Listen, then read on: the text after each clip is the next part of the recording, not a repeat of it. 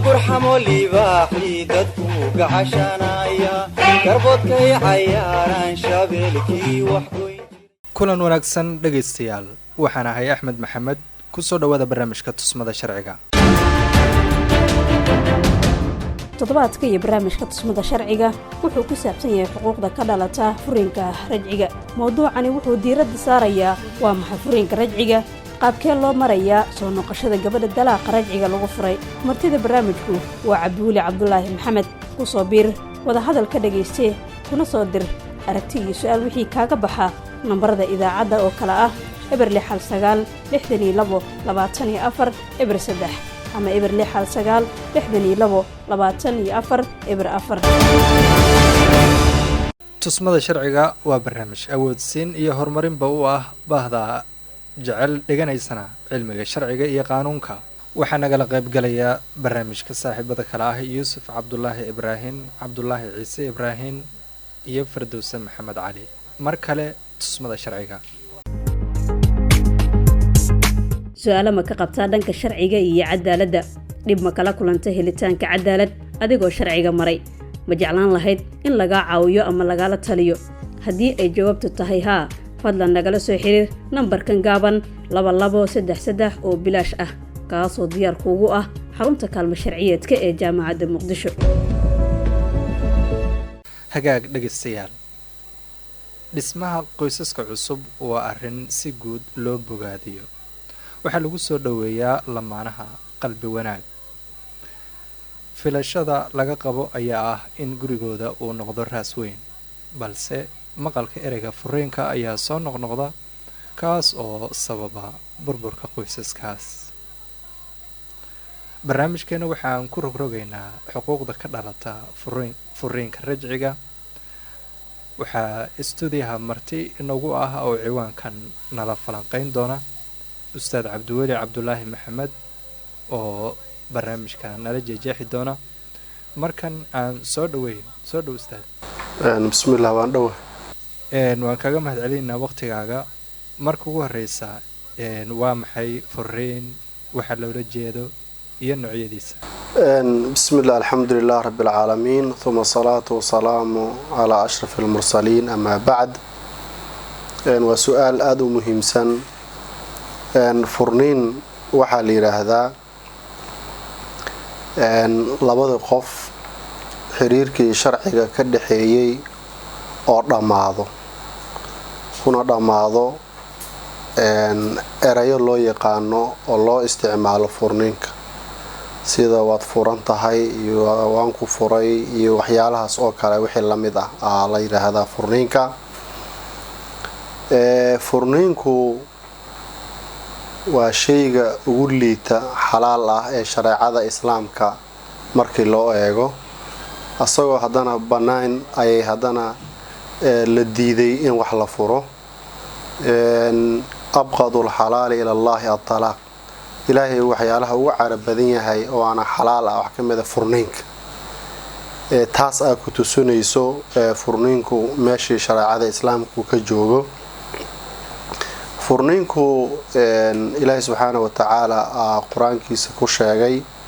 ilaahay wuxuu leeyahy at-talaaqu marataan fa imsaakun bimacruufin aw tasriixun biixsaan. gabadhu in la furo oo la fasaxo si wanaagsan loo fasaxana waa gar, in guriga ay si qurux badan nabad u joogtana waa gar, in la dulbiyo unbaa la diiday. marka furniinku ayadoo saas ay tahay maxaa keenay, xigmada loo jiday furniinka maxaa waaye? ayadan waa su-aal in laisweydiiyo u baahan mar walba. xigmadu marka hore waxaan eegaynaa faa'iidada guurka uu leeyahay. maqaasidiisa waxaa ka mid ah labada qof inay isku xasilaan, isku wanaagsanaadaan, guri wada dhaqdaan, kala dambeeyaan, sharaf iyo karaamo ku noolaadaan. taasi hadday marka cagsi noqoto, sidii la rabay noqon waaydo, ay meeshii imaato wax aanan fiicanayn, oo labadii qof oo ilaahay subxaana wa tacaala wax ka dhaxaysiiyey ay imaato inay isdhabarjeediyaan, la is-inkaaro, qofka qof kale wax u maleego, la islaacnado, dhibaato badan hadday dhacdo markaas ayaa furniinka la jideeyey oo la yidhi waa xalka meesha ugu dambayso ah. bal saas hadday wanaaggii uu jiri waayey seeroon marka in marka shayddaanka farax loogu qaado labadan qof ee xaaladooda meel xun gaarto, laga yaabo xataa inay isdilaan, laga yaabo inuu dhib ka weyn dhaco, laga yaabo inay sabab usu noqdaan. la yidhi xalka waxaa ka roon marka haddii intaas wanaag lagu jiri waayey in si sharaf ah lagu kala tago. markaasuu furniinka ayuu imaaday ama ayuu imaanayaa, taas loo jideeyey. laakiin ma aha taasi lagama fahmaayo shareecada islaamka inay naxariis iyo kalgacale u hayso furniinka, marna uma hayso mana rabto, bal waxay ku dadaashay in aan lagu degdegin furniinka oo labada qof lamaanaha ah ee guriga wada joogto hadday iskhilaafaan. qur-aanka waad aragtay maraaxisha loo maray, maraaxil markiiba hala fura ma aha. waxay kasoo bilaabatay gabadhu marka hore ninku wiilku inuu yiraahdo, inuu waaniyo wax u sheego, yiraahdo saan ma naanfacayso, saan waa laga fiican yahay, saana wanaagsan. labadii qof inay iswaaniyaan, ilaahayna ka cabsadaan. tii hadday suurtageli waayday waxaa la yidhi bal haddana si guriga dhexdiisa haluu kala caroodo, adigana meeqol dhinac ka saax, adna dhinac ka saax. iyadana haddii suurtageli waayday waxaa la yidhi ijraa'aad kale hala mariyo, hala iscanaanto. akhiiran markay suurtageli waayda waxaa la yidhi haddana fabxathuu xakaman min ahli wa xakaman min ahliha, macnaheed in dheergarato ama dad odayaal ah reerka gabadha iyo dhinaca ninka ah halaysku keeno. hadday wanaag rabaan ilaahay subxaana wa tacaala ayaa waafajinayo, maxaa yeelay sulxiga asaga ayaa khayr badan. akhiiran markay ayagu arkaan maslaxa reerka inay wada noolaan waayday markaas baa furniinku jidkiisa noqonayaa. inta ka horeysa intaas maxaa loo sameeyey? intaas waxaa loo suubinayaa waxaa la yidhaahdo furniinku inaan lagu degdegin, la ilaaliyo. maxaa yeelay beyd muslim ah markii la dhiso qiimo iyo karaamo ay leedahay. bulshadu buluketi ama waxawaayo labina ama awood ama xoog ka mid ah bulshada waa qoyska markii loo fiiriyo. maxaa yeelay bulshadu maxay ka kooban tahay? bulshadu waxay ka kooban tahay qoys wada aruuri waay. qoys hebel markii la isku dardaro unbay waxay noqdeen jamaaco noqotay. marka aadaa loo ilaaliyey kontaraagyada ama cuquudda la gala. ilaahay subxaana wa tacaala uu jideeyey guurku siduu loogu dadaalay ee shareecada ugu dadaashay, cuquudka looguma dadaalin. waxaa loo diyaariyey mabaadi, waxaa loo diyaariyey axkaam, waxaa loo diyaariyey shuruudo, waa la ilaaliyey. ujeedada laga leeyahayna waxaa waayo in gurigaas uu baaqi ahaado, uu sii nagaado, labada qofna isku raagaan. taasaa asal ah. marka culummadana dadkii aimada dhan way isku waafaqsan yihiin in saas ay tahay. waxaa su-aal isweydiin mudan marka furniinku oo qeybtii su-aasha raacsaneed ah maxaa loo qeybin karaa furniinku? furniinku waxaan ka eegaynaa dhowr nooc markaan qeybinayno. mar waxaan ka eegaynaa furniinku marka lafdi ama dhawaaq ama erey ahaan loo adeegsanayo. wuxuu leeyahay waxa la yiraahdo lafdi sariix kinaayo. sariix waxaa waaye hadal cad oon maldahnayn oo maalan waan ku furay, waad furan tahay oo banaanka yaallo. maxaa yeelay waa hadal aan mar macnaha furniinka aan macno ahayn aan qaadanaynin. mar waxaa laga eegaa dhanka waxa la yiraahdo sarbeebta ama maalan ama kinaayo. kinaayada waa hadal maldahan, waa hadal loo qaadan karo furniinka aanan loo qaadan karin. labadaba ay noqon karto ixtimaal ahaan, oo lamid ah cidda tirso iyo gurigiin iska aad oo kale iyo in la isticmaalo eraya noocaas ah. mar waxaa laga eegayaa marka waqtigiisa la eego waxaa loo qeybin karaa 3 oo ah furniinka inuu noqdo mid go-an oo ah maalan waan ku furay waaba dhamaatay mogtahay, waa mid go-an munjiz la yiraahdaa carabi lagu yiraahdaa. inuu noqdo mid waqti lagu xiray, shay loo idaafeeyey ama waqti lagu xiray. maalan waxaa lagu xiray waxaa la yidhi bisha soo socda 10keeda waad furan tahay. mid la yiraahdo oo shardi ah wax lagu xiraayo oo ah haddaad saa samayso waad furan tahay, haddaad mehebel tagto waad furan tahay. noocyada dhinacaas ana waa loo qaybin karaa. mar waxaa jirto loo qaybinayo waa waqtigaas marna wuxuu qaybsamayaa marka loo eego sifadiisa sharciga ah. marka loo qaybinayo yaa waxaa loo qaybiyaa mid waafaqsan shareecada oo la yiraahdo talaaq sunni iyo midaan waafaqsaneen oo shareecada mabaadi'deeda waxeed aan xambaarsaneen. kan sunniga ee wanaagsan ee shareecada amaantay waa gabadha in la furo iyada oo nadiif ah. nadiif waxaa laga wadaa iyada oo cuddadeeda dhammaatay, ninka uusan u dhowaanin inuu furo si ayna cuddada ugu dheeraanin al rabaa, uurnays u qaadanin mar haddii la furaayo. taas cagsigeeda hadday dhacdo marka ayaa bidca la yiraahdaa, ama midka aan shareecada waafaqsaneen uu yahay oona fiicneen shareecadana aysan amaanin. maxaa yeelay waxaana tusinayo Cabdullaahi bin Cumar bin Khadaab wiilkiisa ayaa islaantiisa furay iyada oo dhiig qabto. tusaale aan soo qaadanaynaa. marka rasuulka sallallahu alayhi wasallam uu sheegay wuxuu rasuulka Ilaahay oo saas uu sameeyay Cabdullaahi, rasuulku wuxuu yiri far wiilkaada ha soo ceshto. markay qaweysatay nadiif noqotay ay ka qaweysato caadadii ka qaweysato ayuu sharciga u banaynayaa markaas inuu furo. sida wanaagsan waay, saasaa wanaagsan la amaanay. qaybaha ugu dambeeyo marka loo eego atharkiisa raadka ka dhalan karo ama saameynta uu yeelan kara waxaa loo qaybiyaa laba qayb. labada qayb oo ah furniinka la yiraahdo furniinka rajciga ah iyo furniin la yiraahdo baa-in ama mid waqtiga cuddada ay dhammaatay. isagoo labu qaybsamo mid la yiraahdo mid aan mar la soo ceshan karin iyo mid la soo ceshan karo ilaa qof ay guur ka soo marto. inamahaasaa loo qaybiyaa. waad mahadsantihiin. waa tahay si wanaagsan ayaad u sharaxday. kanaad soo hadal qaaday ee rajciga ayaan markan u gudagelaynaa. waa maxay furiinka rajciga ah?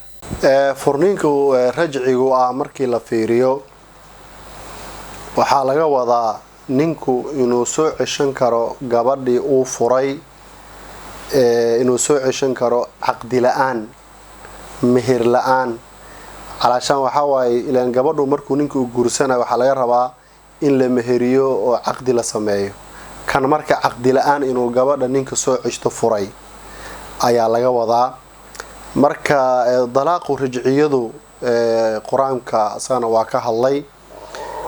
ilaahay subxaana wa tacaala aayad qur-aan wuxuu leeyahay waalmudallaqaatu yatarabasna bianfusihinna halaathata quruu walaa yaxilu lahunna an yaktubna maa khalaqa allahu fii arxaamihin in kunna yuumina billahi walyawmi alaakhir wabucuulatuhunna axaqu biraddihin fii dalika in araaduu islaaxa.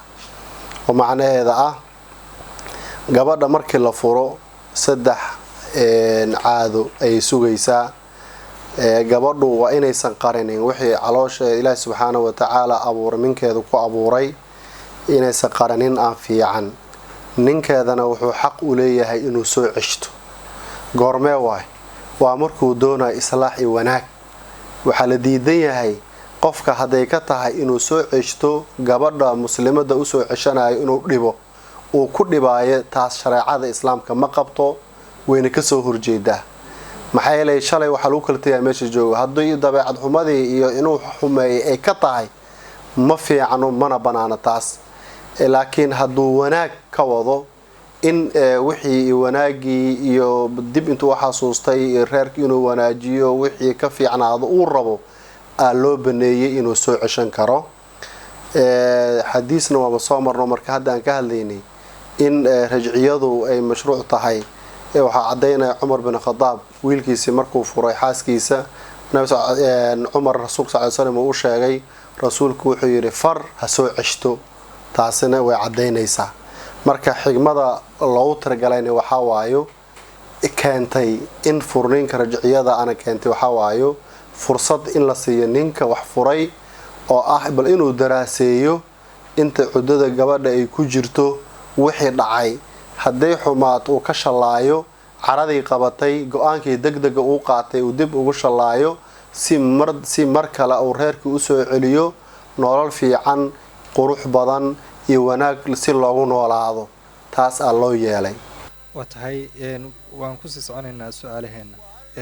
waa maxay xuquuqda ay leedahay gabadha lagu furay furiin rajci ah, ninkase muxuu xuquuq leeyahay? bismillah, waa su-aal aada u wanaagsan.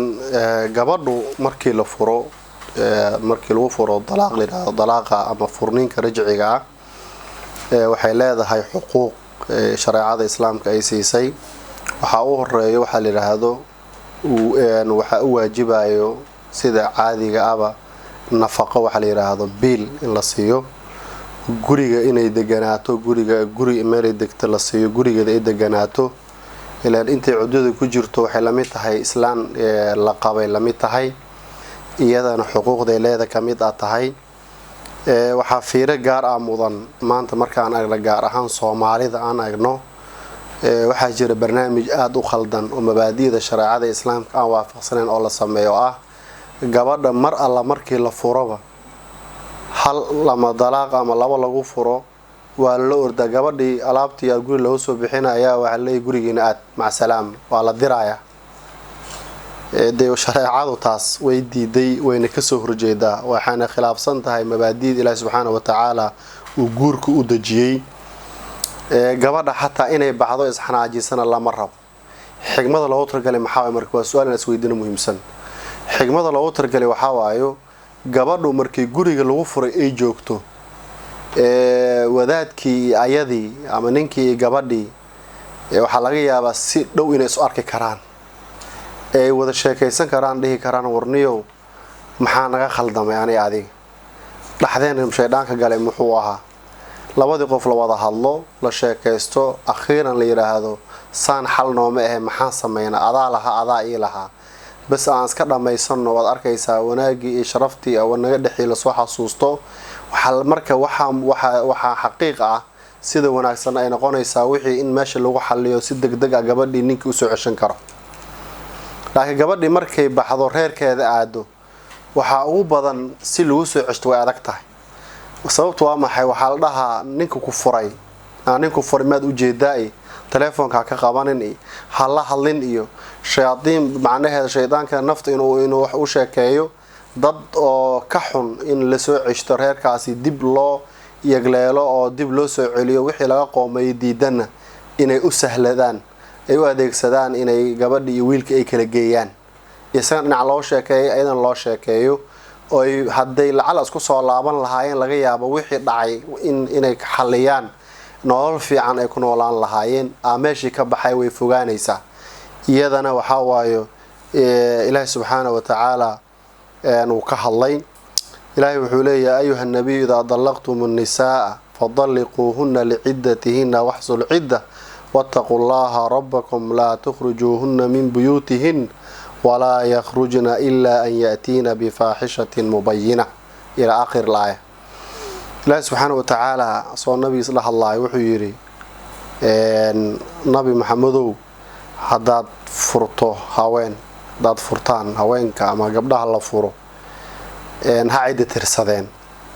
ciddadana way xadidan tahay, waqti ay leedahay dee barnaamij badan oo looga hadlo waa ciddadu waqti ay qaadanaysaa.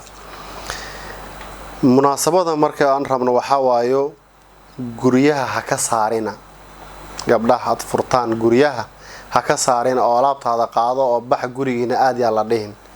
iyagana yay bixin ilaa ay la imaadaan wax intaas khilaafsan, wax aanan loo dulqaadan karin ilaa ay ka imaadaan. marka taasi waxay ku tusinaysaa marka inay tahay mabaadi'is asiil ah. annaga dhaqankeena ana Soomaalidu waxaad u malaysaa gabadhu inaysan waxba ku lahayn. mar alla markuu furo automatic wuxuu leeyahay bax gurigiina aad, ma ogo in lagu leeyahay xuquuq. waxay leedahay gabadha nafaqay leedahay, gabadha waxay leedahay maskan in la guriga dajiyo leedahay, biilay leedahay, ilaa ay ka dhamaato cudadeedii ka dhamaato ala rabaa 3 bilood ama 3 caado. marka in qoorta la qabto la tuuro ma aha, iyadana inay xanaaqdo ay baxdana ma aha. maslaxada ilaahi subxaana wa tacaala uu tiragalina waa sidaasoo labada qof waxaa sahlan oo la hubaa inay sahlan tahay inay si degdeg ama si fudud isku soo laabtaan markay is arkayaan.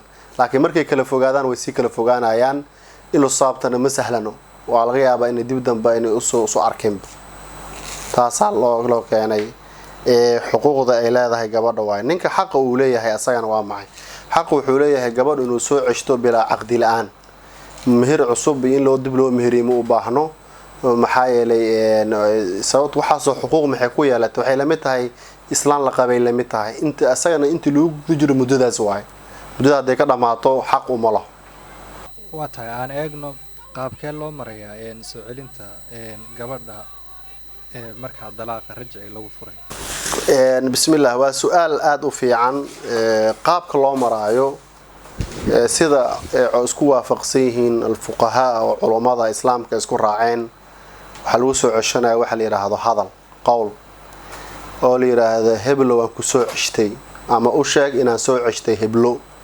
taas aa laisku waafaqsan yahay maxaa yeelay ilaahi subxaana wa tacaala wuxuu leeyahay fa idaa balagna ajalahunna fa amsikuuhunna bimacruufin culammada marka waxay dhaheen fa amsikuuhunna bimacruuf waxaa laga wadaa in macruufka kuma imaado ilaa hadal in la hadlo oo ficil kuma imaado marka waxay dhaheen sida raajixana ah in qaabka loo soo ceshanayo waa in hadal la hadloo la yidhaahdo hebel waan ku soo ceshtay ama u sheeg inaan soo ceshtay heblo qaar ka mid ah culummada sida xanafiyada oo kale ah waxay ku dareen ayaga qowl waxay dhaheen waxaan ku dareynaa waxa la yidhahdaa ficilna la soo ceshan karaa oo ah hadalna way noqon kartaa ficilna way noqon kartaa maxaa yeelay gabadhu markuu ninka furo rajciyada ee lagu furo xaaskiisay la mid tahay oo xaaraanba kama aha marka saasay ayagana dhaheen laakiin anagu madhab shaafici iyo akthar culamaa siday qabaan waxaa waayo in hadal lagu soo ceshto loo sheego la yidhaahdo waan ku soo ceshtay saas si wax walba looga fogaado tuumana saasaana fiican muddo intee leeg ayay soconaysaa muddada soo celinta ama soo ceshiga bismillah waa su-aal aada u fiican muddada ay soconayso gabadhu markay caado saddexaad ku dhacdo saddexdaas caado ama saddexdaas bilood inuu ka fikiro siduu reer ku soo celin lahaa weli markii la joogaan caruur way sii daran tahay markay ilmo joogaan xanaanay rabaan ilmaha waxay ku fiican yihiin aabba iyo hooyo wada socda ay ku leeyihiin goritaankooda iyo aqliyadooda iyo waxooda ilmaha mar alla markay reerka aabbiyo hooyada kala tagaana ilmuhu maskaxiyan iyo aqliyan ma u fiicno saameynay ku yeelanaysaa koritaankooda iyo mustaqbalkooday ku yeelanaysaa waa tahay sidee buu noqonayaa xukunka haddii la isku khilaafo soo ceshiga waan kusoo ceshaday iyo maya waa su-aal aada u muhiimsan haddii maalan loo isku khilaafo way dhacdaa badanaa waxyaalaha dhaca waayo waan ku soo ceshtay iyo maadan isoo celinin waan kala qaadaynaa laba arrinaan fiirinaynaa dooda hadday tahay intaynan gabadha muddadeedii dhammaanin hadday ahayd gabadhii caadada ku dhacaysay saddexdii caado hadday ahayd gabadhii aan caadada ku dhacaynina saddexdii bilood hadday tahay iyadu saas markay tahay oo dooda ku xiran tahay ayadoon dhammaanin waqtigeeda ay tahay haddii ninku iyo naagtu isqabtaan warka ninka ayaa la qaadanayaa maxaa yeele waqtigii ma dhammaanin xuduuddii sharciga ahna waa lagu jiraa mayna dhammaanin taas warkeed intaasuu ku dhammaanayaa laakiin dhibka wuxuu ka taagan yahay hadday markay gabadha cuddadeedii dhammaatay uu ninku yidhaahdo ad wax ma ogid miya waan ku soo ceshtayba intaa aydan kaa dhammaanin aan ku soo ceshtay maalin hebel iyo waqti hebel dooda hadday saas noqoto ninku waxaa laga rabaa waxa la yidhaahdo dacwadiis ama sheegadiis inuu sugaa la rabaa inuu caddayn keena caddayn inuu yidhaahdo waa kana markhaati waxaa ka ah hebel hebel saas waaye hadalkaas adiga wax caddaynayo sharciganu u ogol inay markhaati geli karto ama ay ithbaat geli karto ama sugnaasho ay geli karto sharciga u aqoonsan yahay hadduu la yimaado warkiisaa la qaadanayaa waaba dhammaatay hadduu la imaan waayey oo caddayn la imaan waayana gabadha warkeeda la qaadanaya maxaa yeelay xilligay ku filna inuu sheega muuna sheegin marka wax cadna wuu la imaan waayey marka ayadana saas ayay noqonaysaa markan waxaan eegi doonaa qeybta ka qaybgalayaasha waa mahadsantahay xiriiri su-aasha qabo waxaa waaye ninka wax furaayo maxaa looga baahan yahay shuruudo ah waxaa laga rabaa shuruudaha 4 qaar way gaarayaan laakiin waxa u muhiimsan 3 shardi. kow, qofka wax furaayo inuu yahay qof qaangaar ah, qof inuu yahay baaliq ama qaangaar ah la iska rabaa. qaangaar markii la yiraahdo meesha waxaa ka baxaayo ilmo yaroon qaangaarin meesha ka baxay ilaa sanadimida dooraha gaaray. shardiga labaad loo shardinayo ama laga rabo waxaa kamid ah shuruudaha inuu yahay caaqilan, qof caqli leh. caqli waxaa laga wadaa waa inuusan noqonin qof majnuun oo waalin, ma nin waalan hadduu dhaa waan furi u yiraahdo waxba kama furnaan. maxaa yeelay taklifadii sharciga saarnaaba maba qabanaysaba. waxaa waayo dhasabiyi iyo ninka majnuunka aba waxaa waayo dalaaqooda waxba kama jiro. tan saddexaad waxaa waayo inaan lagu qasbin furninka. ninka haddii furnin inta afka qori loo qabto ama toori loo qaato ama inta dhuunta la qabto la yiraahdo waan ku dilaa fur, oo markuu naftiisa u cabsado uu furo, iyadana kama furno. maxaa yeelay waa qasab, wax qasab ku yimid ma noqonayaan. hadduu xataa dhawaan ku furay ma ku furno. magaalada qaar dad waxaan arkay nasiib darro oo sidaas ku tegay u malay inay furan tahay. ma ah, in la wada hadlo ka fiican wanaag lagu kala tago haddii wax lagu kala tagaayo.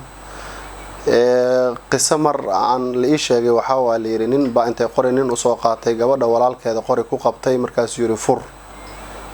qori aako qofka la saaray madaxa loo saaray naftiisu gubda sidoo yiri waan furay. markuu furay wax yar kadib gabadhii asagii uu hadlay wuxuu yiri aniga xoogaa la iga furay gabadhii. wala warkiisa waxba lagama soo qaadin, gabadhii kadibna iska guursatay. taasi shareecada ma qabto, mana waafaqsano. waxa la rabaa wax xalaal oo wanaagsan la rabaa. hodhow adduunyada xoogta la aakhira xisaab taalo ayadana in laga taxadiro oo waxaan maslaxa. gabadhu fiiri ninku hadduu ilaahay subxaanahu wa tacaala furninka gacantiisa geliyay, iyadana waxa shareecada islaamka mayna dayacin. gabadhu muslimada ah waxaa la siiyey inay aado sharciga, garsoorka aado, dhibkay qabto ay sheegato. garsoorka marka garsooraha uu baarayaa arrintaas waxay tabanaysa dhibaatada hayso. hadday wixii shareecada waafaqsan waadiideeda ay tahay ay ninka ku amarto waxaan gabadha in laga dhaafo laga daayo oo diido, iyada aad tafriiq sawbinayso, way kala geynaysaa, way kala fasakhaysaa, mana ka hadli karo. taasi loo marayaa marka in loo maro xoog kale ma ahe xoog sharci in loo maro qurux badan iyada in loo fiiriyo. weli qaybtii ka qaybgalayaasha ayaan ku guda jirnaa. Firdawsa Maxamed Cali ayaan markan soo dhaweynayaa. soo dhow su-aasha aad qabto ee doonaysa martida inaad weydiiso. markii la soo ceshanayo gabadha lagu furay dalaaq rajciyada ma in la ogeysiiyaa? iyada in la ogeysiiyo.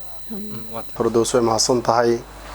gabadhu marka la soo ceshanayo dalaaqada rajciyada lagu furay in la ogeysiyo la yiraahdo waan ku soo ceshtay miyaa la iska rabaa? inkastoo la ogeysiiyo loo sheegay aysan waajib ahayn, haddana way fiican tahay. xigmada ku jirta ee u fiican tahayna waxaa waayo gabadha marka loo sheego lagu qanciyo in la soo ceshanayo iyo marka loo sheegin way kala qiimo badan yihiin.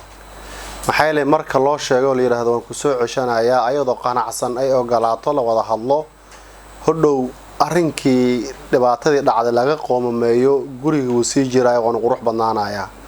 laakiin hadday jujuub noqoto jujuubkaasi ma fiicano.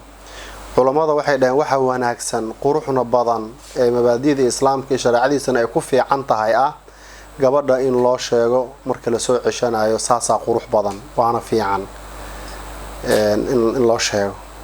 waa tahay aan siiya markan Yuusuf Cabdullaahi Ibraahim soo dhawow su'aalaha aad qabto ama su'aasha aad qabto ee doonaysa martida inaad weydiiso. waan dhawahay walaal. bismillaah dhammaan bahda radio Himilo iyo Professor Abdulwali Abdullaahi Maxamed dhammaan waa idin salaamayaa.